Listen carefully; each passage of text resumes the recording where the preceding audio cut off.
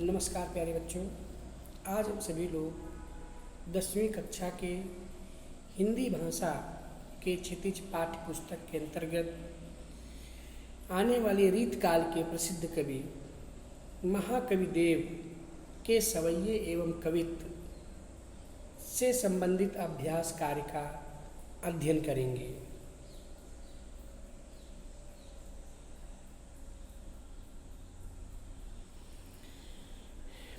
अभ्यास कार्य के अंतर्गत पहला प्रश्न है, कवि ने श्री ब्रज दुलह किसके लिए प्रयुक्त किया है और उन्हें संसार रूपी मंदिर का दीपक क्यों कहा जाता है।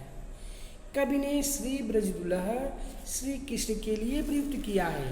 उन्हें संसार रूपी मंदिर का दीपक इसलिए कहा जाता है क्योंकि जिस प्रकार एक दीपक मंदिर में प्रकाश एवं पवित्रता का सूचक है, उसी प्रकार श्री कृष्ण भी इस संसार रूपी मंदिर में ईश्वरीय आभा का प्रकाश एवं पवित्रता का संचार करते हैं। उन्हीं से यह संसार प्रकाशित है। अर्थात कहने का तात्पर्य यह है कि कवि ने श्री ब्रज दुलह श्री कृष्ण के लिए प्रयुक्त किया है। उन्हें संसार रूपी मंदिर का दीपक कहा गया है क्योंकि जिस प्रकार मंदिर का दीपक मंदिर में उजाला फैलाता है, ठीक उसी प्रकार श्री कृष्ण संसार रूपी मंदिर में लोगों के आस्था और विश्वास के रूप में प्रकाशमान है। नेक्स्ट प्रश्न, पहले प्रसवैये में उन पंक्तियों को छांट कर लिखिए जिसमें अनुप्रास और रूपक अलंकार का प्रयोग किया गया है। कट किंकिन के पट पीत ही है, फूल से जग। इस पंक्ति में कावर्ण की आवृत्ति, पावर्ण की आवृत्ति, हावर्ण की आवृत्ति, जावर्ण की आवृत्ति बार बार होने के कारण यहाँ अनुप्रास अलंकार का प्रयोग किया गया है। मंद हसी मुख चंद जुना, जय जग मंदिर दीपक सुंदर। इस पंक्ति में जग मंदिर दीपक सुंदर, इसमें योजक चिन्ह का प्रयोग किया गया है इसलिए। और मुख चंद्र, मुख और चंद्र अर्थात चांद को यहाँ पर एक मान लिया गया है। अर्थात जो है उपमेय और उपमान का अभेद आरोप होने के कारण यहाँ पर रूपक अलंकार का प्रयोग किया गया है। निम्नलिखित पंक्तियों का काव्य सौंदर्य स्पष्ट कीजिए। पायनी नूपुर मंजू बजे, कट किंकिन के धुन की मधुराई। इसके बाद हिये हुल से बनमाल सुहाई। इन पंक्तियों में कृष्ण के अंगों एवं आभूषणों की सुंदरता का भावपूर्ण चित्रण है। कृष्ण के पैरों की पैजनी और कमर में बंधी करधनी की ध्वनि की मधुरता का सुंदर वर्णन की हुआ है। कृष्ण के श्यामल अंगों से लिपटे पीले वस्त्र को अत्यंत आकर्षक बताया गया है। कृष्ण का स्पर्श पाकर हृदय में विराजमान सुंदर बनमाला भी उल्लसित हो रही है। यह चित्रण अत्यंत ही भावपूर्ण है। शिल्प सौंदर्य की दृष्टि से भी हम देखते हैं तो देव ने शुद्ध साहित्यिक ब्रज भाषा का प्रयोग किया है। पंक्तियों में रीतकालीन सौंदर्य चित्रण का झलक है, साथ में अनुप्रास अलंकार की छटा विद्यमान है। श्रृंगार रस का सुंदर प्रयोग किया गया है। दूसरे कवित्व के आधार पर स्पष्ट करें कि ऋतुराज बसंत के बाल रूप का वर्णन परंपरागत वर्णन से किस प्रकार भिन्न है। कवि देव ने अपने कवित्व में ऋतुराज बसंत के बाल रूप का वर्णन परंपरागत बसंत वर्णन से अलग है। परंपरागत रूप से बसंत का वर्णन ऋतुओं के राजा के रूप में किया जाता है। जो प्रकृति को नवजीवन प्रदान करता है, जिसके आने पर प्रकृति खिल जाती है।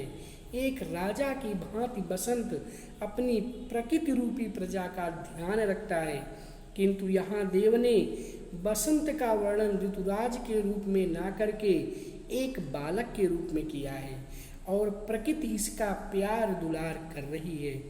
इस कविता में बसंत को कामदेव के बालक के रूप में चित्रित कर उससे उत्पन्न हुआ बताया गया है, जबकि परंपरागत बसंत का वर्णन में बसंत ऋतु से कामदेव को उद्दीप्त बताया जाता है। प्रातः जगावत गुलाब चटकारी दे, प्रातः जगावत गुलाब चटकारी दे। इस पंक्ति का भाव स्पष्ट कीजिए। उपर्युक्त पंक्ति के द्वारा कवि ने बसंत ऋतु की सुबह के प्राकृतिक सौंदर्य का वर्णन किया है। बसंत ऋतु को राजा कामदेव का पुत्र बताया गया है। बालक बसंत को प्रातःकाल गुलाब चुटकी बजाकर जगाते हैं। बसंत ऋतु में सवेरे जब गुलाब के फूल खिलते हैं तो बसंत के दिवस का प्रारंभ होता है। कहने का आशय यह है कि बसंत में प्रातः के चारों ओर गुलाब खिल जाते हैं। बसंत ऋतु के आने पर गुलाब भी अपने पूर्ण यौवन को प्राप्त कर प्रातः काल में आसपास के क्षेत्रों में अपनी सुगंध महका रहे हैं। ऐसा लगता है जैसे मानो अपनी सुगंध के माध्यम से बसंत रूपी बालक को जगा रहे हैं। चांदनी रात की सुंदरता को कवि ने किन किन रूपों में देखा है। देवदत्त द्विवेदी जी आकाश में चांदनी रात की सुंदरता अपनी कल्पना के सागर में निम्नलिखित रूपों में देखते हैं। पहला, पूर्णिमा की रात में धरती और आकाश में चांदनी की आभा इस तरह फैली है जैसे स्फटिक नामक शिला से निकलने वाली दुधिया रोशनी संसार रूपी मंदिर पर ज्योतित हो रही है, अर्थात प्रकाशित हो रही है। नंबर 2, देव की नजरें जहाँ तक जाती हैं वहाँ तक बस चांदनी ही चांदनी नजर आती है। यूं प्रतीत होता है मानो धरती पर दही का समुद्र हिलोरे ले रहा हो। देवदत्त के अनुसार चांदनी रूपी दही का समंदर समस्त आकाश में उमड़ता हुआ सा नजर आ रहा है। धरती पर फैली चांदनी की रंगत स्पर्श पर फैले दूध के झाग के समान उज्ज्वल है तथा उनकी स्वच्छता और स्पष्टता दूध के बुलबुले के समान झीनी और पारदर्शी है। कभी देव जब चांदनी रात में आकाश को निहारते हैं तो उन्हें ऐसा भ्रम होता है मानो आकाश के सारे तारे नायिका का वेश धारण कर अपनी सुंदरता की आभा को समस्त आकाश में बिखेर रहे हैं। देवदत्त के अनुसार चांदनी में चांद के प्रतिबिंब में राधा रानी की छवि का आभास होता है। कहने का तात्पर्य यह है कि चांदनी रात की सुंदरता का वर्णन करते हुए कवि ने बताया है कि चांदनी रात स्फटिक की शिला से निर्मित मंदिर जैसे उमड़ते हुए दही के विशाल समुद्र, फर्श पर फैले दूध के झागों के समान, मोतियों की चमक में मल्लिका फूल के मकरंद के मिलने के समान अत्यधिक सुंदर, स्वच्छ और निर्मल दिखाई देती है। प्यारी राधिका को प्रतिबिंब सो लगत चंद, प्यारी राधिका को प्रतिबिंब सो लगत चंद। इस पंक्ति का भाव स्पष्ट करते हुए बताएं कि इसमें कौन सा अलंकार है। चंद्रमा सौंदर्य का श्रेष्ठतम उदाहरण है, परंतु कवि ने राधिका की सुंदरता को चांद की सुंदरता से श्रेष्ठ दर्शाया है और चांद के सौंदर्य को राधिका का प्रतिबिंब मात्र बताया है। कवि कहना चाहते हैं कि राधिका की सुंदरता और उज्ज्वलता अपरंपार है। यहाँ चांद के सौंदर्य की उपमा राधा के सौंदर्य से नहीं की गई है, बल्कि चांद को राधा से हीन बताया गया है, इसलिए यहाँ व्यतिरेक अलंकार है। उपमा अलंकार का प्रयोग नहीं किया गया है। तीसरे कवित्व के आधार पर बताइए कि जो है चांदनी रात की उज्ज्वलता का वर्णन करने के लिए किन किन उपमानों का प्रयोग किया गया है। कवि ने चांदनी रात की उज्ज्वलता का वर्णन करने के लिए स्फटिक शिला से बने मंदिर का, दही से दूध का, दूध जैसे झाग, मोतियों की चमक का, दर्पण की स्वच्छता आदि उपमानों का प्रयोग कर कवित्व की सुंदरता में चार चांद लगा दिया है।